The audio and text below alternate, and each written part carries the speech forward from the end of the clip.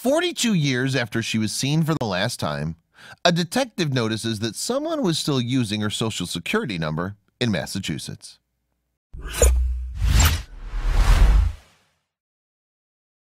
But before we start, please give the video a like and make sure to subscribe to Wonderbot and hit the bell so you'll never miss any uploads from us.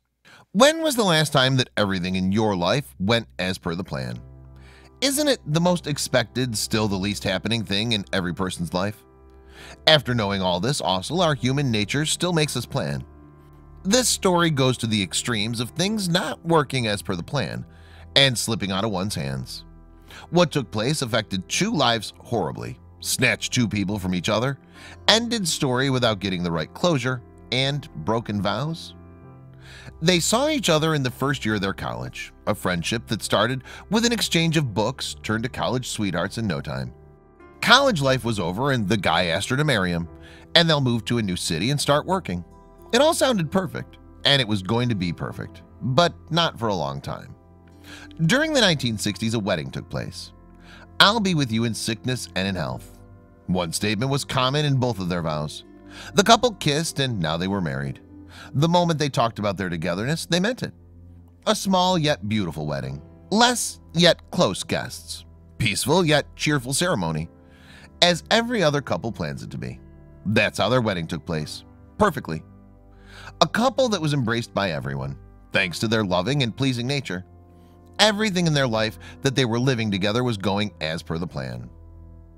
They were always known as lovebirds among their family and friends. Their bind was stronger than the other ordinary couples they knew.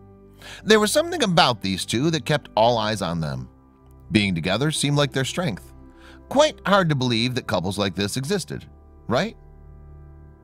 Florence and Robert never felt the need for children to complete their family. These lines might sound too fairy tale types, but there was not going to be any happy ending here. They completed each other in a manner that nothing else mattered. Life was good enough and they always felt blessed to find each other. They couldn't think of one day without each other. Her name was Florence Flora Stevens, 36 years old. She was beautiful, graceful, and completely in love with her husband. They were one happily married couple, but not for too long. It was fate's turn to roll the dice, and the numbers weren't going to be in the couple's favor. After spending almost a decade together, they were going to see each other for the last time. On August 3rd, 1975, things were about to change drastically. That morning's breakfast was Robert's responsibility. She didn't wake up on time and expressed her wish to stay home that day. She worked with the Concord Hotel and called it a sick day off. Robert thought she was just feeling a bit low and went to work. Little did he know, they did not have much time left together. While he wanted his lady to be all normal once again as soon as possible, Florence wasn't much of a believer of medicine and doctors.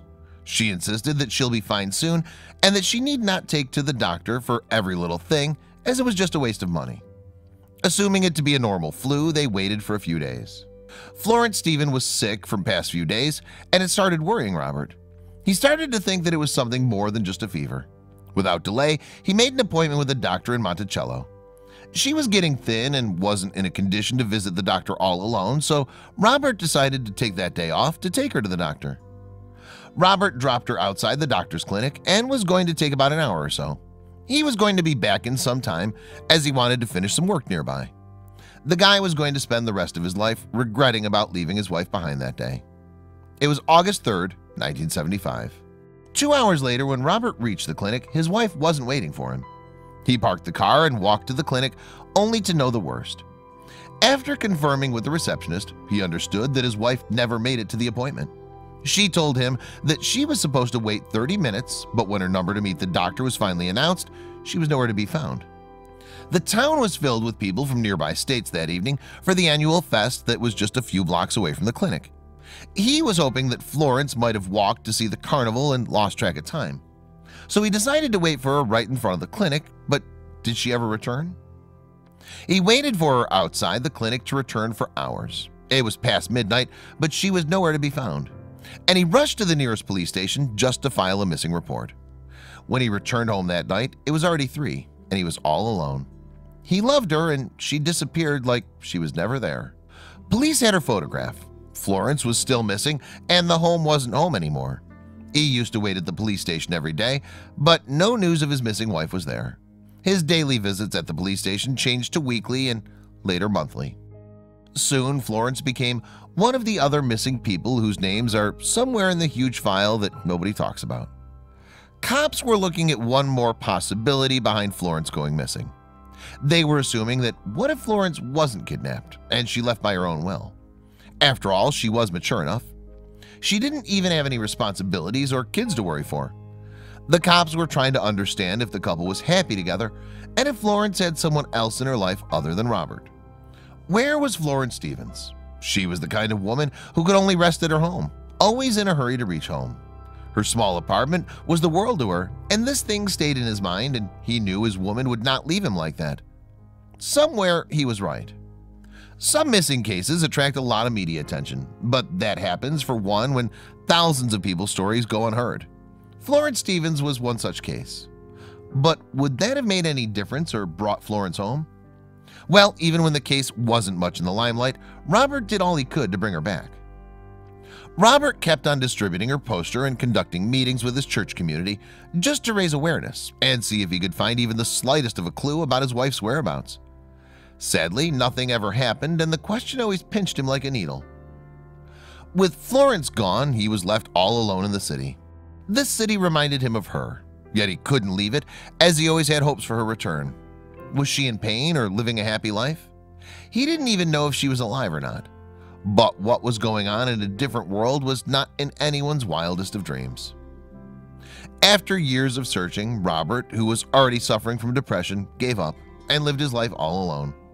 Without his wife, his life seems slow and dreadful.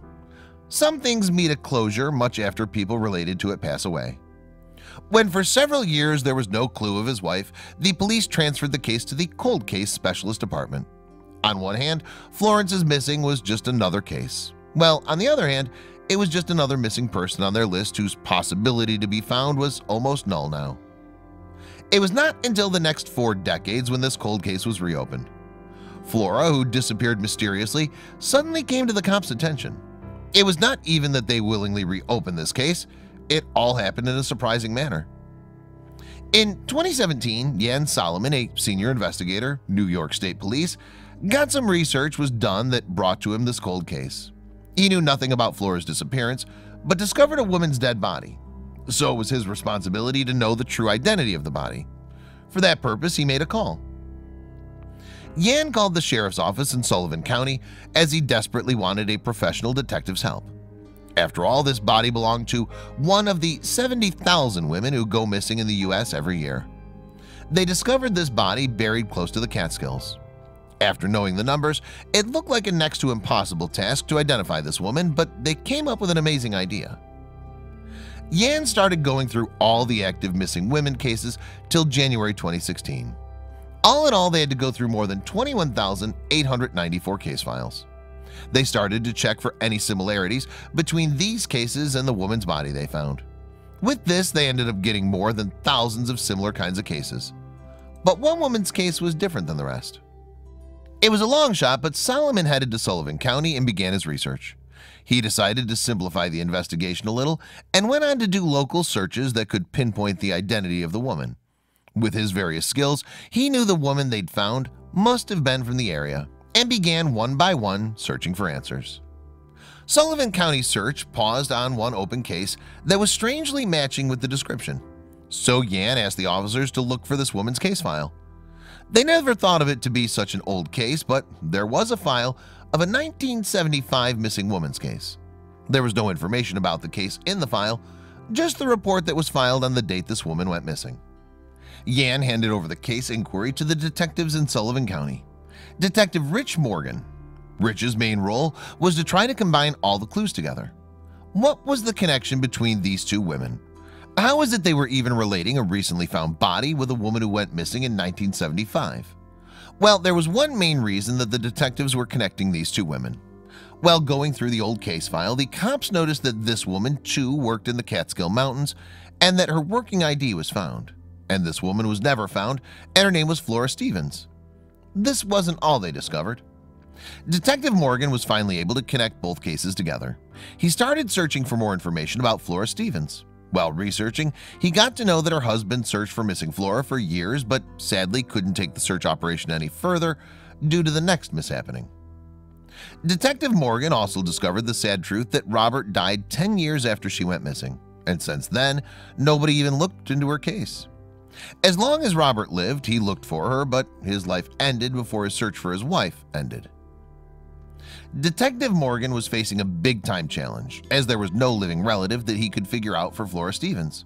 This increased the difficulties in identifying the body. When he couldn't find out any human who would help, he turned to a local and national database.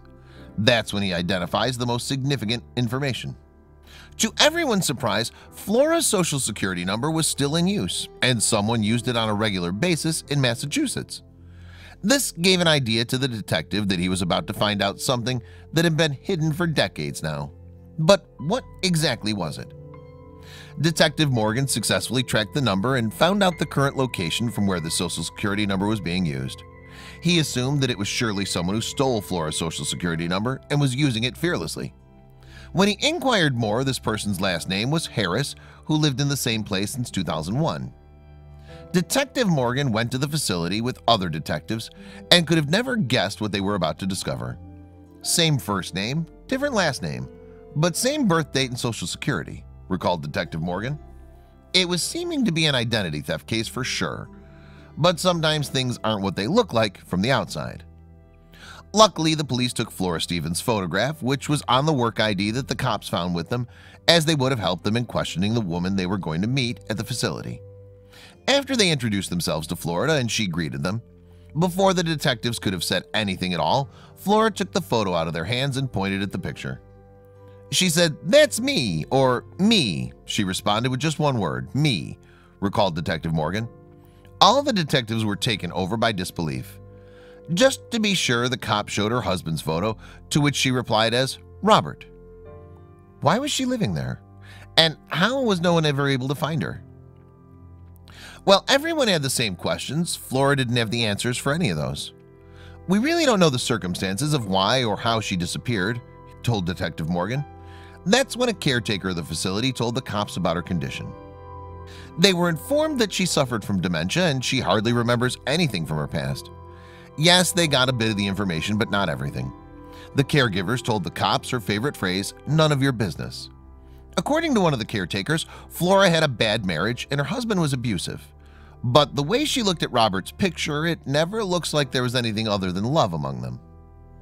It's not too often that you get to solve a 42-year-old missing person case.